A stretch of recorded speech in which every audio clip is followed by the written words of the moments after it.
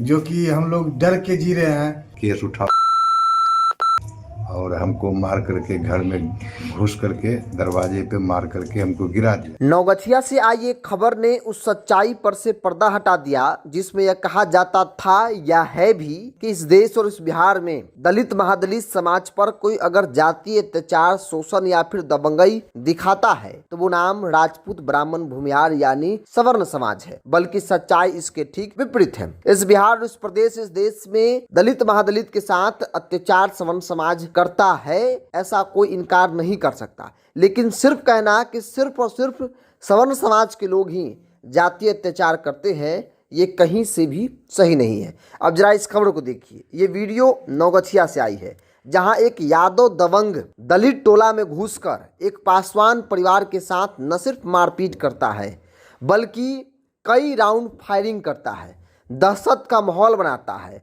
और उस फायरिंग के जरिए उस परिवार को धमकाता है कि तुम मेरे ऊपर जो केस किए हो उसे वापस ले लो, नहीं तो इसका अंजाम बहुत बुरा होगा। दरअसल नवगछिया के भवानीपुर थाना क्षेत्र के नारायणपुर गांव स्थित दलित टोला में दहशत फैलाने का मामला सामने आया है, जिसका वीडियो आप अपने स्क्रीन पर देख रहे होंगे।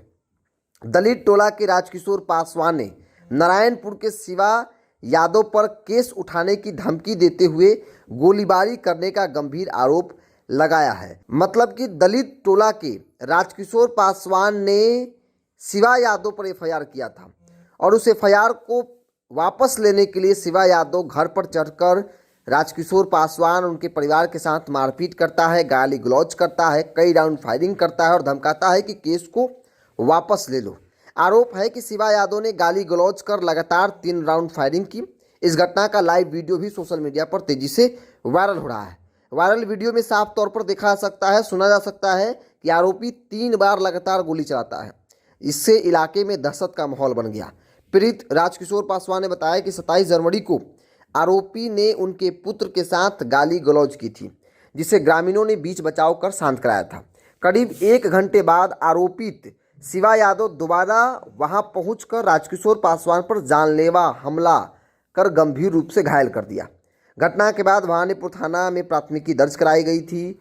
उसी मामले को लेकर आरोपी ने केस उठाने का दबाव और धमकी जो है वो लगातार दे रहा था और उसी क्रम में यादव दबंग जो ओबीसी कैटेगरी में आते हैं, ओबीसी की सबसे दबंग जाति यादव कही जाती है, वो राजकिशोर पासवान के घर पर चढ़कर गाली गलौज फिर से किया, कई राउंड फायरिंग की, 3 राउंड तो वीडियो में दिख रहा है और धमकी दिया कि केस को वापस ले लो, नहीं तो फिर इसका अंजाम बहुत बुरा होने वाला है। तो उस सच्चाई से पर्दा भी इस तरह की खबरों के जरिए हट जा रहा है, जिसमें कहा जाता था कि भाई सिर्फ और सिर्फ सवर्ण समाज के लोग ही जातीय अत्याचार करते हैं, दबंगई करते हैं, एससी/एसटी को दबाने का काम करते हैं, जबकि सच्चाई इसके ठीक विपरीत है। सवर्ण समाज के लोग करते हैं, इस बात से कोई इनकार नहीं कर सकता। होता है, मामले आते हैं, लेकिन इसमें बड़ी संख्या ओबीसी की दबंग जातियों की भी है। और एससी/एसटी का आंकड़ा कहता है कि किसी एक जाति पर सबसे अधिक एससी/एसटी का मामला दर्ज है तो वो नाम यादव जाति है, वो नाम कुशवाहा है।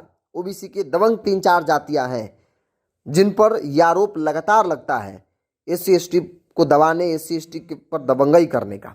बहरहाल इस तरह की खबरों के जरिए ये बताने की भी कोशिश होती है कि भाई आखिर समाज के अंदर शोषण करने वाला समाज को आप बांध नहीं सकते हैं। इस तरह के जो मानसिकता वाले लोग हैं वो हर एक जाति के अंदर हैं।